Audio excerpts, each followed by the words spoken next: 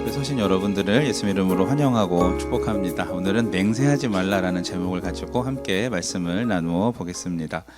앞에 7절에서 11절까지 예수님이 곧 오시니까 그 선지자들 혹은 욥에 대한 예시를 들면서 인내하라라는 말씀을 하셨어요. 인내하는 동안에 뭐가 금지였죠? 지난주 말씀에 뭐 금지? 뭐 하지 말라? 원망하지 말라, 비판하지 말라, 한숨 쉬지 말라, 탄식하지 말라, 뭐 이런 거 있잖아요, 우리가. 그렇죠? 네, 그것처럼 하나님 앞에서 공동체를 이렇게 무너뜨리는 일들이에요. 그런 것들이. 여러분, 우리 분위기 되게 좋을 때 분위기 다운시키는 거 되게 쉬워요. 한 명만 딱 이러잖아. 그러면 분위기 팍 한다. 갑자기 긴장이 확 찾아와. 그런데 분위기 올리는 건 되게 힘들어. 으쌰 막 열심히 해야 되고, 재미도 있어야 되고, 그게 사실이려면 더 열정도 있어야 되고, 그런 것들인 거거든요. 그래서 특히 힘들고 어려울 때는 비판하는 거, 한숨 쉬는 거, 이런 것들을 자제하셨으면 좋겠어요. 하나님 앞에서 자신을 돌아보고 하나님이 하실 거라는 믿음과 가능성을 계속해서 꾸준히 새기고 있으면 그런 거 안 해도 되거든요. 근데 이제 그냥 익숙해지고 답답해지고 고여버리면 이제 그런 게 막 나오는 건데, 우리가 정말 부흥하는 모임은 분위기가 달라요. 그래서 뭔가 될 것 같은 그런 분위기 자꾸 만들어 가셨으면 참 좋겠습니다. 할렐루야. 네, 그래요. 근데 요번에 12절에는 되게 그냥 맹세 뭐 안 하면 되지 그럴지 모르겠는데, 앞에 그 관사가 하나 붙어요. 내 형제들아, 네, 무엇보다도 맹세하지 말라라고 하면서 되게 강조를 엄청 세게 하는 거죠. 그렇죠? 프로판터는 반드시 지켜야 된다.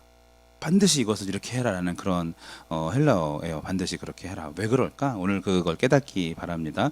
맹세하다라는 단어가 아까 제가 뭘 걸다, 뭘 어떤 중간에 이렇게 하는 대상이 있다 그랬잖아요. 저 이 프로판톤 자체가 그 옴니에테라고 그래서 맹세하다라는 그 헬라어 자체가 거룩한 대상을 굳게 붙잡다라는 거야. 그러니까 내가 이 대상이 보는 앞에서 얘기하는 것은 확실한 것이다. 나는 이분을 속일 수 없다라는 그런 부분인 거죠. 사실 걸다라는 느낌보다 이 제3자가 있다라는 거, 쉽게 얘기하면 그 3자 앞에서 하기 때문에 너도 까먹고 나도 까먹으실지 몰라도 이분은 기억하실 거다. 그분이 누구다?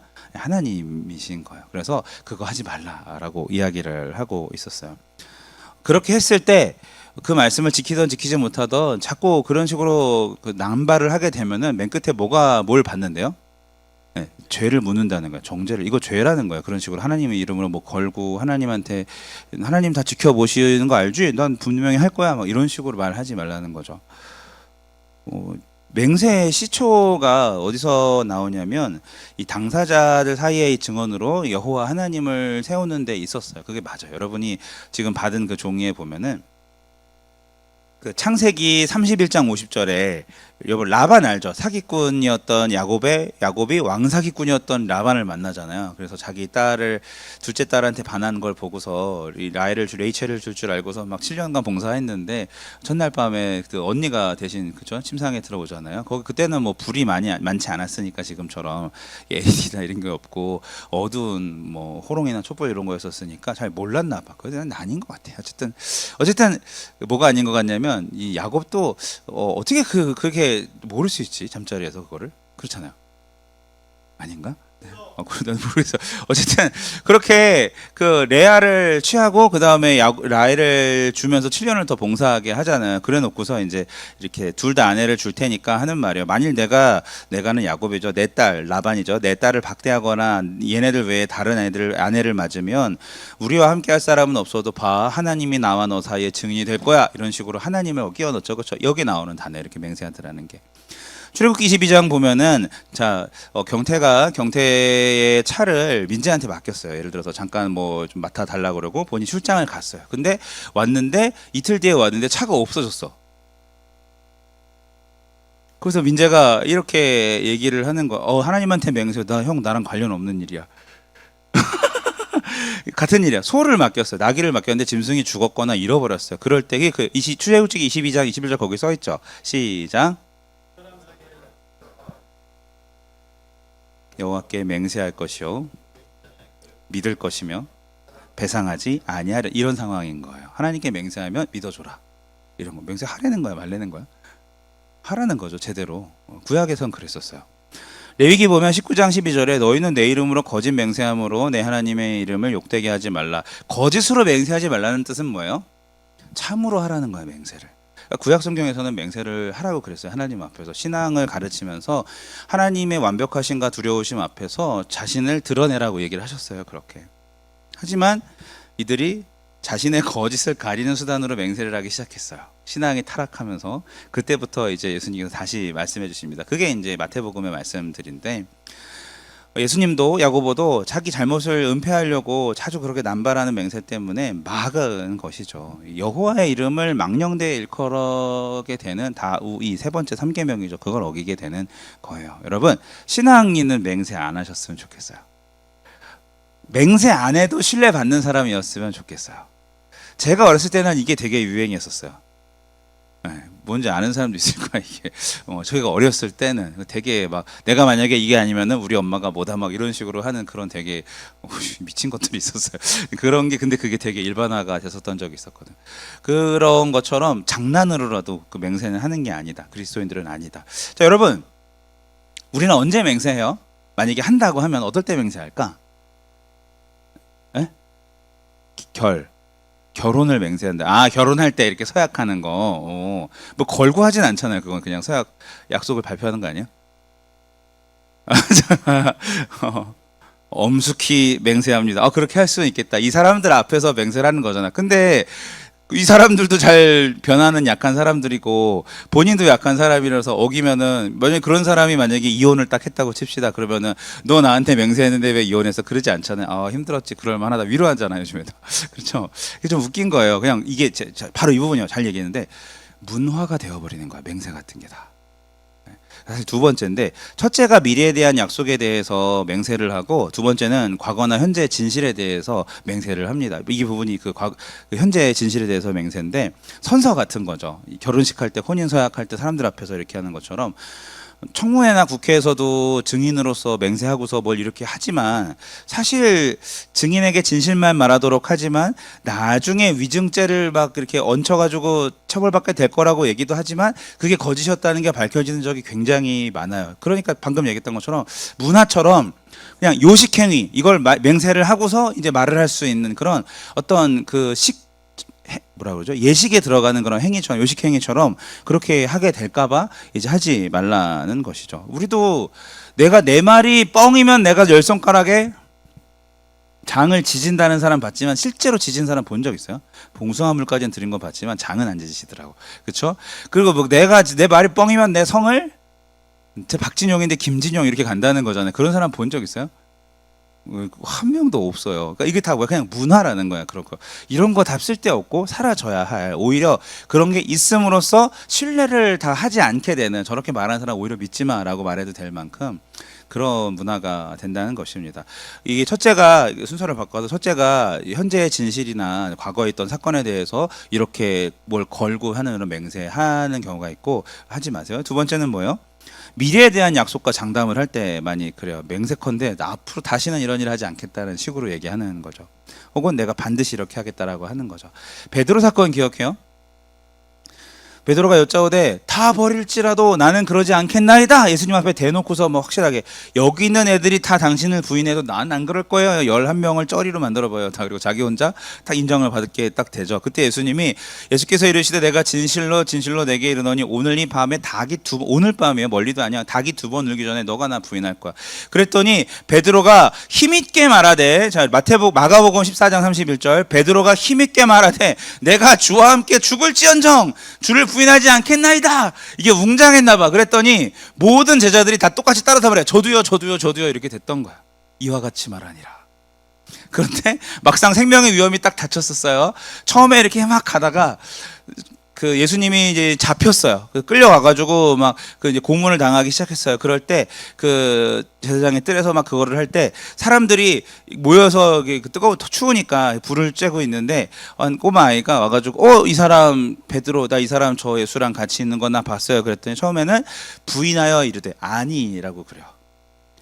또 다시 이렇게 도망가니까 저쪽에서는 너 네 방언, 네가 지금 하는 사투리가 저 예수랑 똑같지 않느냐, 너 그래서 딱 얘기했을 때 첫 번째는 그냥 부인했는데 두 번째는 그 부인하며 맹세하여 이르되 나 아니다라고 얘기해요. 세 번째 또 걸려서 그 이번에는 부인하여 저주하며 맹세하여 이르되라고 나와요. 저주는 뭐예요? 나쁜 소리를 했다는 거죠, 그렇죠? 그런 식으로 하나님 앞에 맹세까지 하면서 베드로가 그랬어요.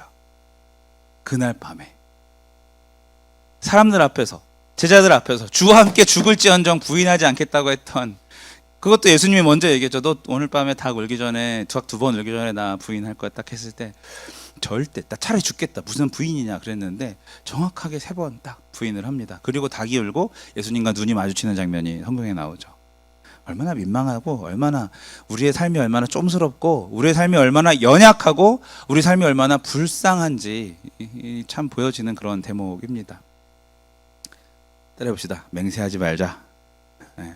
스스로의 능력을 믿고 앞날에 대해 약속하면서 장담하는 것이 얼마나 교만하고 부질없고 허망한 일인지 우리가 배웠습니다.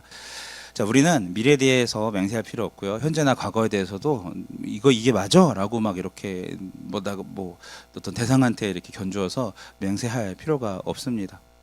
여러분, 십자가 사건을 예로 들어볼까요? 하나님은 어떤 분이셨는지?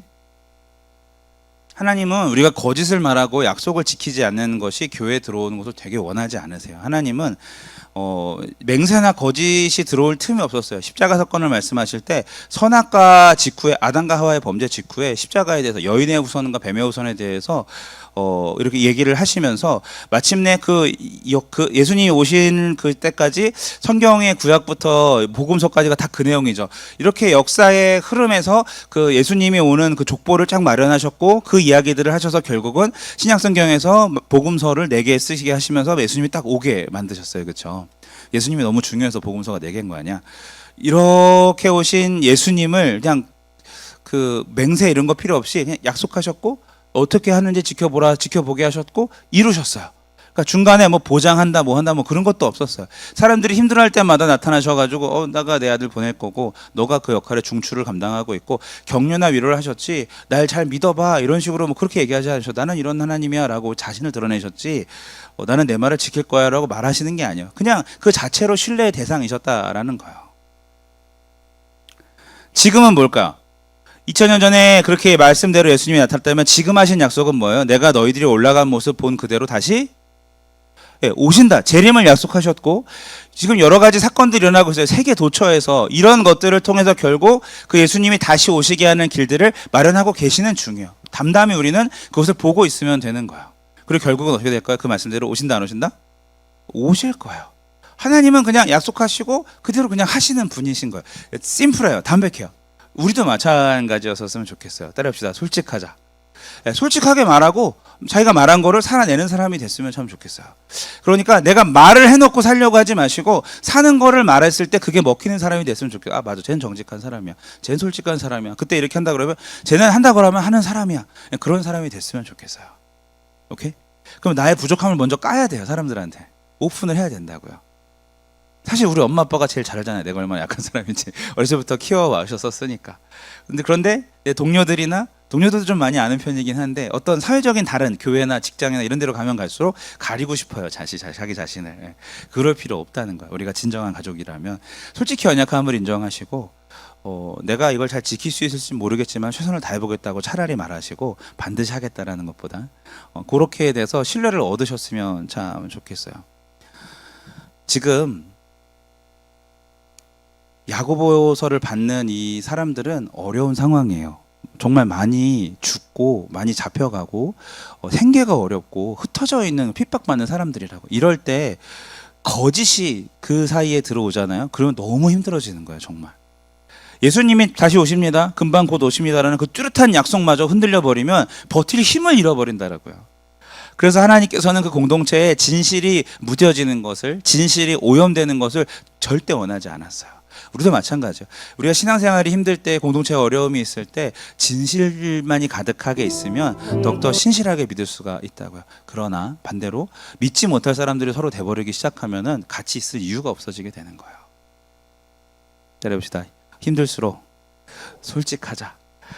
그게 하나님께서 야고보서를 통하여서 이 초대교회한테 주시는 말씀이에요. 예수님 반드시 오실 거고, 너희들 수고 내가 다 알고 있고, 그러니 너희들 가운데 쓸데없이 맹세하면서 거짓이 들어오지 않게 해라. 진실하게 약해 보여도 괜찮다, 내가 다 안다, 힘들어도 괜찮다. 내가 다 안다. 괜찮다고 얘기하지 말아라. 너네가 괜찮지 아프다면 솔직히 힘들다고 얘기하라. 괜찮다. 내가 다 안다. 이렇게 말씀하시는 거예요. 자신의 모습을 그대로 드러내고 자신의 모습을 솔직하게 서로 이렇게 이야기하는 우리 모두가 되길 축복합니다. 그래서 저는 오늘부터 비전 세대에 거짓 금지를 선포하겠습니다. 뭐라고요? 네, 거짓 금지. 네. 여러분 졸리죠? 네, 솔직하게 말하세요. 나도 졸려. 빨리 끝내고 싶어. 졸리죠, 그렇죠? 거짓하지 말고 그냥 얘기를 하자. 물론 뭐 예의랑 이런 건 있겠지만 그거는 정말 어려운 사람끼리 지키는 거잖아요. 우리는 다 아는 사람이잖아요, 그렇죠? 정말 거짓을 없는 우리 공동체가 됐으면 좋겠습니다. 솔직하게 우리가 서로한테 얘기해도 무시하거나 민망해하지 말고 아무 문제 되지 않는 그런 우리 공동체가 됐으면 참 좋겠다. 서로 이해해줄 수 있고. 굳이 나를 포장하지 않아도 되는 그런 우리가 됐으면 좋겠어요. 물론 유머나 장난이 있죠. 그거는 유머나 장난처럼 그냥 하세요. 하지만 진짜 신앙의 영역에서도 장난이나 유머처럼 하지 않았으면 좋겠다 입니다. 사랑하는 우리 울산 성결교회 비전 세대 여러분, 누가 봐도 신뢰가 가는 사람, 누가 봐도 참 바르고 정직한 사람, 말한 대로 또 사는 대로 그렇게 말하고 사는 사람이 되었으면 좋겠습니다.